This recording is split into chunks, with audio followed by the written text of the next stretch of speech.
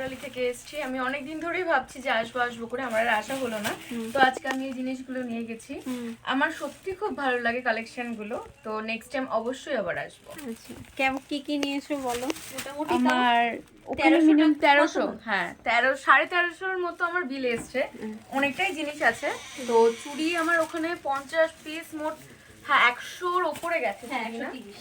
তো চুড়ি টুড়ি নিয়ে জামস অনেক কটা জিনিস আছে। এমনি মানে আমার তো এর আগে তো তুমি অনলাইনে হ্যাঁ, নিয়েছো হ্যাঁ, প্রোডাক্ট, হ্যাঁ। এই তো ফার্স্ট টাইম আমার এখানে ভিজিট হলো। হ্যাঁ এই কারণের জন্য মানে কি বলতো, অনেকেই চায় আসতে কিন্তু তো হয়ে উঠছিল না। আমিও অনেক দিন ধরে, আমার এই কিছুদিন আগে আমি বলেছিলাম আসবো, আমার একটা প্রবলেম হয়ে গেছিল বলে আসতে পারি, তাই আজকে ভাবলাম যে আমি শিওর আসবোই।